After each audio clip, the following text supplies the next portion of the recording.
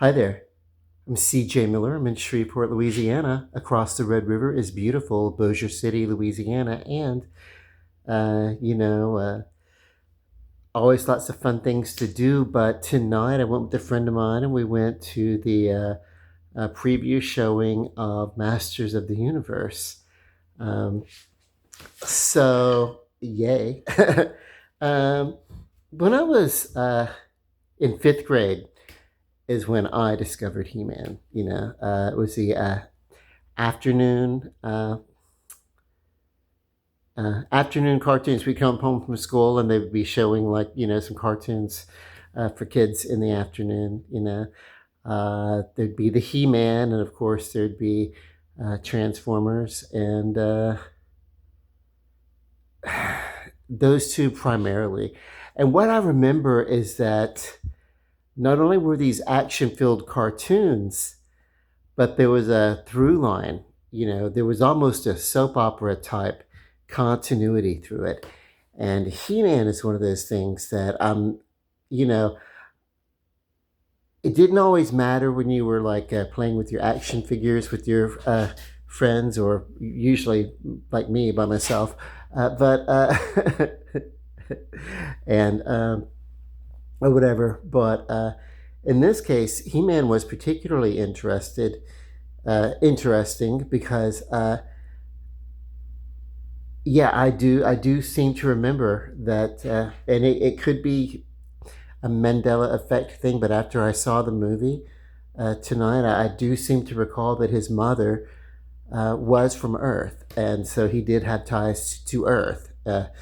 You know, but that's certainly where the movie leads off. I'm not going to really spoil the movie too much, but we know that it starts out with Adam being, you know, having been on Earth, and he's been here for a while, and working in a human resources. That's nothing that is not revealed by all the spoilers that have been leading up to the premiere.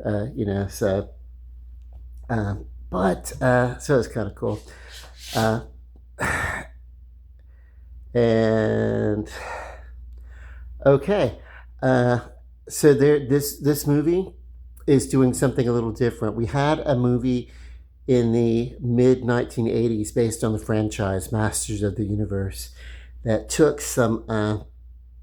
took quite a few liberties uh, with Eternia and everything. Well, and Frank Langella as Skeletor did a great job. It's probably one of the better acting jobs of his career, aside from his turn as Dracula. But the rest of the movie left a lot, to be desired. There was not so much a lot of consistency. But this movie stays a lot more to the backstory that I think I sort of recall and then I remember. And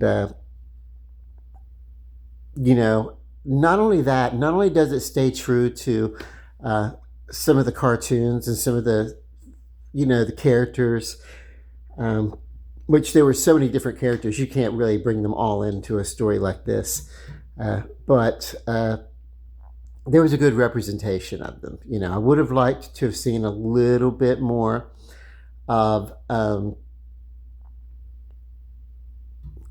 the sorceress, but she was always kind of a background figure anyway. Sometimes uh, they would tell her story a little bit more in some of the afternoon cartoons, but most of the time she was a background figure anyway. So, um, but she was there, And let's see. My only qualm with this movie is that Man at Arms was played by Idris Elba, and his career heretofore. Now he's a good actor, but he always seems to play the same part uh, of a washed up version of a character that typically is, I don't know, just yeah, he always plays the same type of character. When he played Roland Dashund, the gunslinger in the Dark Towers, it was kind of like that. He was kind of weary and burnt out in his role there, and just yeah, and kind of played that role in the Suicide Squad. Same personality, and he has the same personality here as a washed up version of Man at Arms. Because what happens is we open in Eternia, and you get to the little backstory as to how Adam ends up being on the Earth. And then, of course, they come to a resolution in a decent amount of time within the film, in which they're bringing the characters back to the land of Eternia, where the bulk of the movie really plays out, and it's beautifully done. Some of the CGI is flat, feels a little undone, a little flat, but it's such a fun movie that it almost feels like a faded version of uh, kids sitting around playing with their action figures around Castle Grayskull. It's that type of a story that you would tell yourself in the afternoon.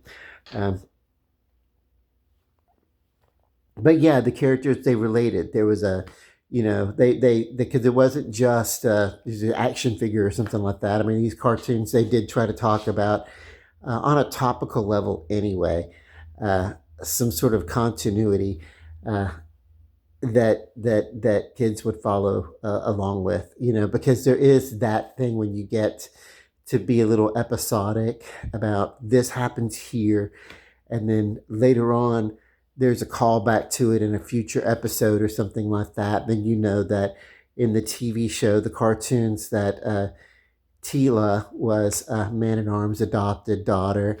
And of course, in the cartoons, he was a white man adopting a white daughter, and the daughter and everything. So it's like in this movie, they don't really get to it. They don't really get to that point. We know that it's Idris Elba, a black man, playing Man at Arms, and his daughter, his adopted daughter, is Caucasian. But we also know from watching, and they don't get to this point in the movie, that her mythology, her backstory is that she is the daughter of the sorceress. But she's being cared for by the Man at Arms character. Duncan is his name, and they do bring that here in the movie. And so I mean, they're pretty spot on with the backstories of the cartoons, some of the little miniature comic books that came with some of the toys back in the day, and I think there were some larger versions of the comic book. This was a really good sword and sorcery, but in keeping with the cartoons of the time that were shown to kids, like Thundar the Barbarian.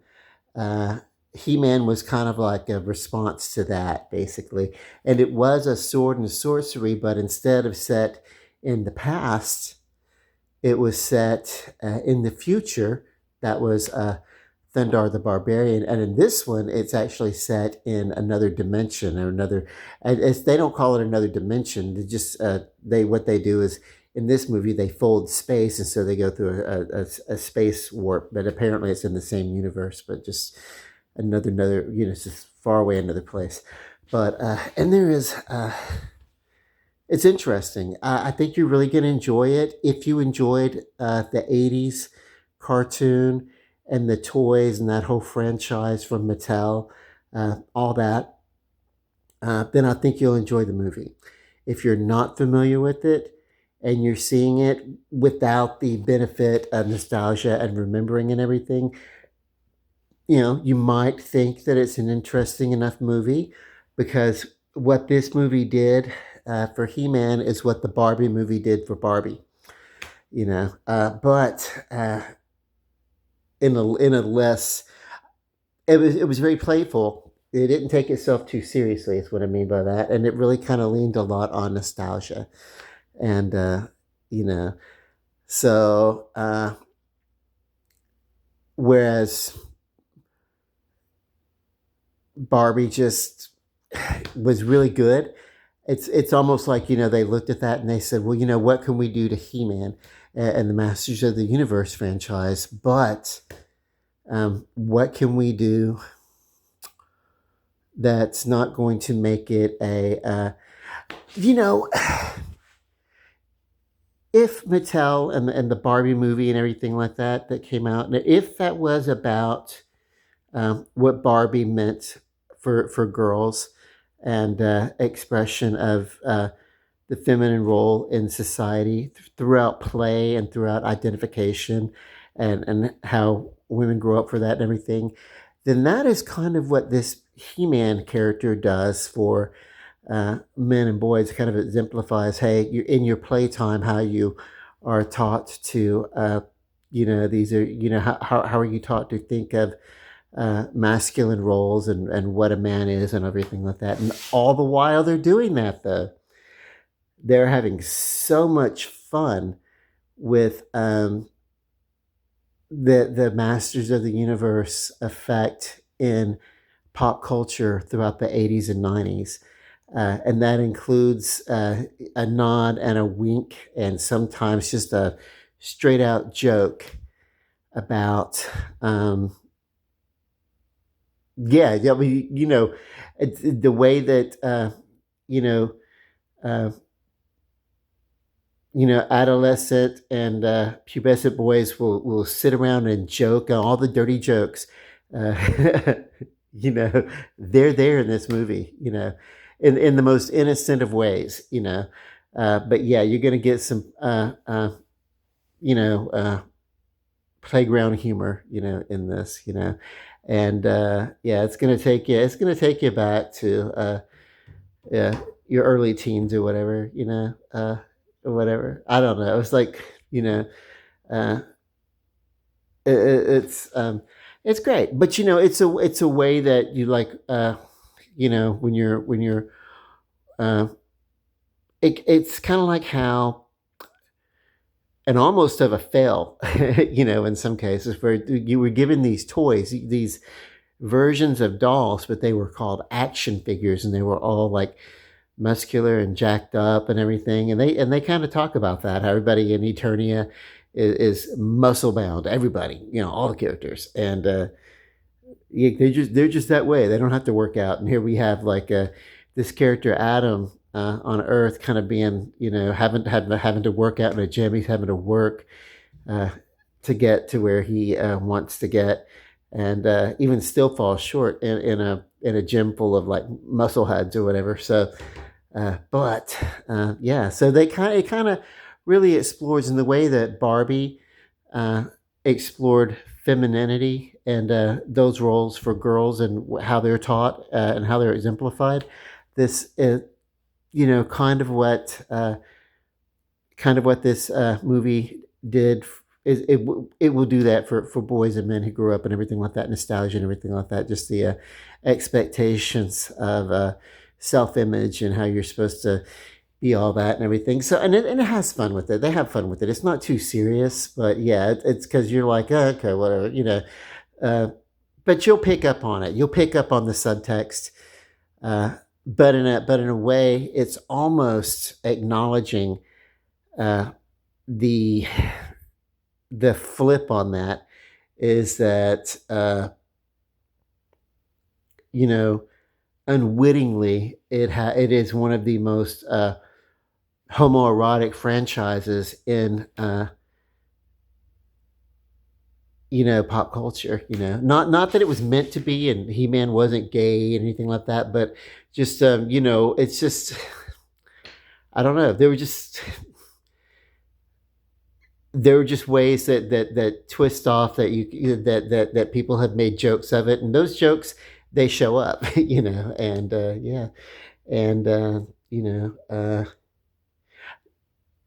if you're not a fan of the franchise, so if you love the franchise, you're going to go there and you're going to love it and you're going to really appreciate the franchise and love it. Even if you don't like the franchise, if you go there and you think the franchise is complete bollocks, uh, there's going to be enough. There's going to be enough of the you know self-abasing jokes inside of the joke. I mean, this movie makes fun of itself, uh, and you'll there's so much of that in there actually that it's not even really subtext. It's making fun of what appears to be or what could be perceived as toxic masculinity as uh, it tries to justify the intent behind it, which is, you know, it's, not necessarily knowing how to talk about emotion and things like that. You'll get some of those talking points, and you don't know how to talk about emotions or whatever. But it's whatever. It's the awkward way that men today can learn to talk about emotions, whereas maybe in the 1970s and 80s and everything, you just really did not talk about emotions. You bottled that stuff up inside. Girls didn't really either talk about their emotions like that, at least not in the families that I knew and everything. You had any sort of a sensitivity issue, you try to talk about it, you were told to, you know, uh, to suck it up and quit trying to just get attention, or whatever kind of, so we didn't really get our therapy. So a lot of that got worked out in our playtime. So this movie, aside from all that, if you were entirely trauma free in your entire life, this is actually kind of a fun movie that you're going to be able to go see it, and it's not a big heavy thing. It's not taking itself really serious. There was, I think, because of the 1980s movie, Masters of the Universe, I think that movie, there was an intent to try to make that, serious, and it didn't work. And that's why it wasn't the best movie, because, with the, but there are parables between this new movie and, of course, Flash Gordon, which was the last movie that I saw in a theater. There was just a few weeks ago. I went with the same friend. We saw Flash Gordon, and then we go out and we went to see this one. And of course, Brian May of Queen is doing a lot of the guitar work, and it almost feels like there's some AI being used to recreate the Queen sound, because there are certain uh, parts of the soundtrack where it sounds like Queen. And I'm like, that's Queen, right? Is it? But then, uh, was it repurposed to AI, or I don't know how involved Queen was, but I do know that Brian May of Queen uh, was brought in to do some of the guitar work, you know. So, because it says so with the credits. So, yeah, no, I don't think that you need to worry about seeing this movie in an IMAX. I don't think you need to pay IMAX movie prices. For one thing, I think IMAX movie uh, prices are a little overinflated in general. And I think most movies, if you really just want to see them really huge like that, then go to a regular, standard screening and just sit on the first few rows, and you're going to spend the whole movie looking at it, But you'll get, your field of vision will get filled with the screen. As it was, we were in a pretty good theater, a Cinemark theater, and we were able to sit back in the fourth row, row D or whatever, at the incline, and they had the nice reclining chairs and everything, and it was fun. So yeah, we were comfortable enough, and uh,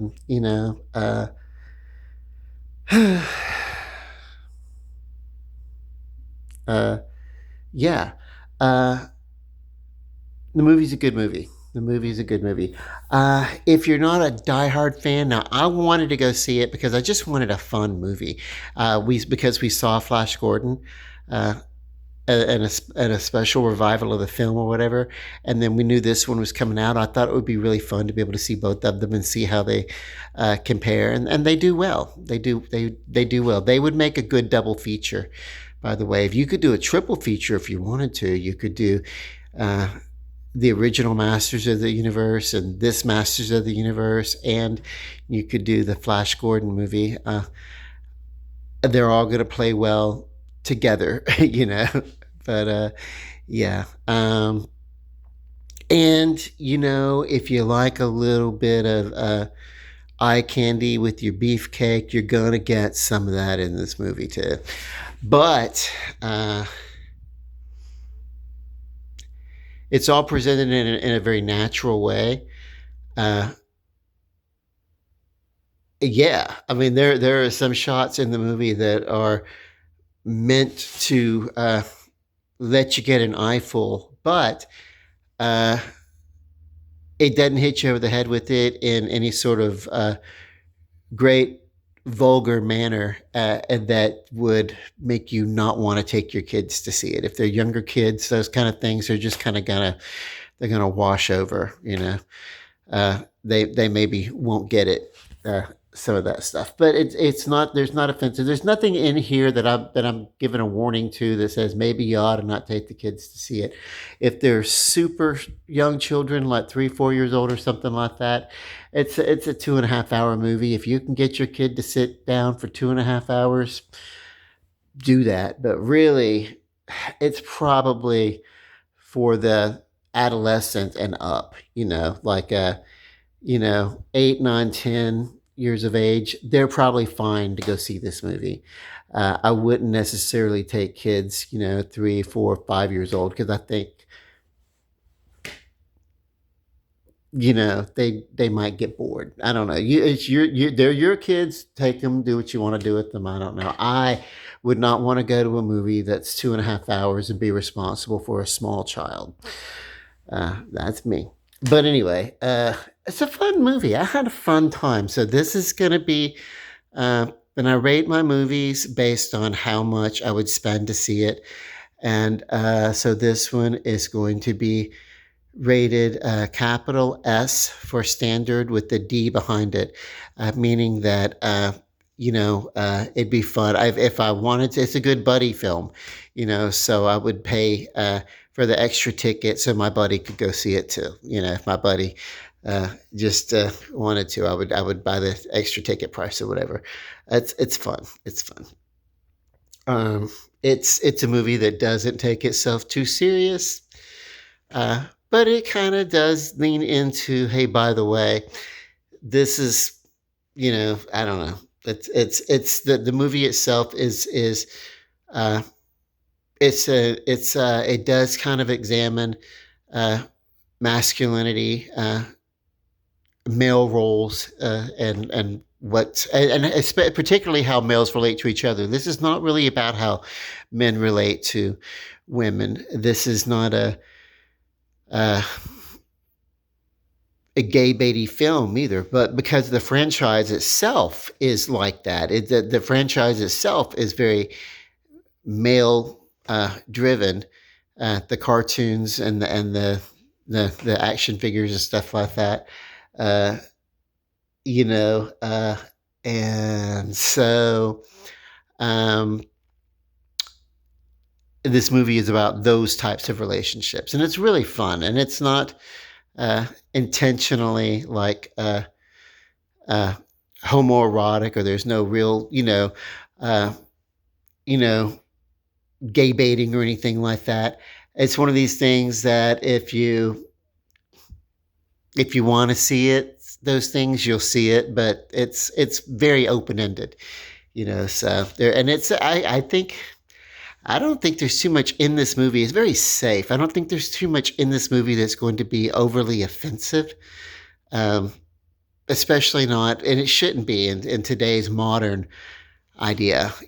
Like it would not have played well in the early 1980s. Oh, the fundamental Baptist church that I went to would have been all over this as to why you should not go. But in this case, it's like this movie, as the He-Man Masters of the Universe franchise, they know their cultural influence and they have fun with it. And you're going to see Easter eggs dropped all the way through this movie, and you're going to laugh your ass off about it because it's fun uh, to be a little silly and then still be told a cool story and just really just have fun for the sake of having fun and the nostalgia of it. So this movie did what the Barbie movie did for Barbie, and it's really fun. Run with it, and yay! Yeah, I'm glad I went. Love you guys. God bless. Ciao, Bella.